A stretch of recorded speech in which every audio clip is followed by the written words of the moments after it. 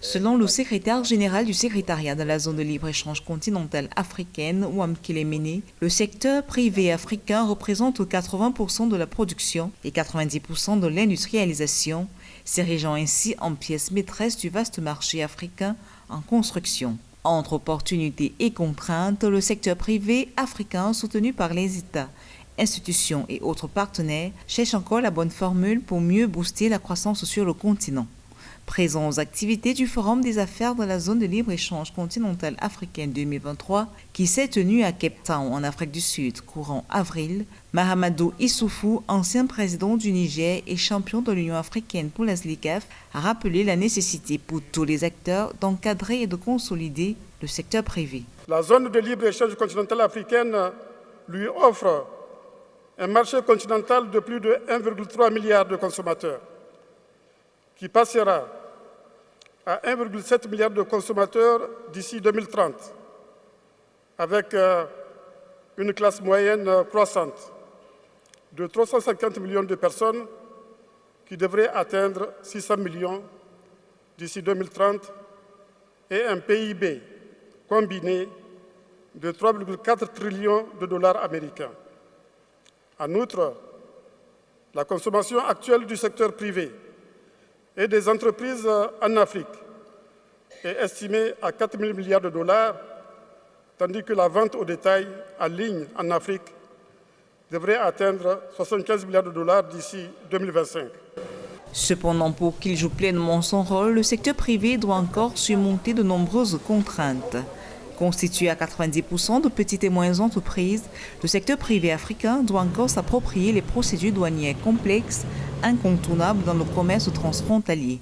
À côté de cela, le faible accès à l'information, tout comme les coûts élevés de transport et de logistique, sont des maux qui altèrent le potentiel du secteur privé. Cependant, c'est surtout le faible accès au financement qui préoccupe. En 2020, par exemple, l'Agence de développement de l'Union africaine estime à seulement 38,4% le taux de crédit domestique accordé au secteur privé en Afrique, contre 147,2% dans le reste du monde.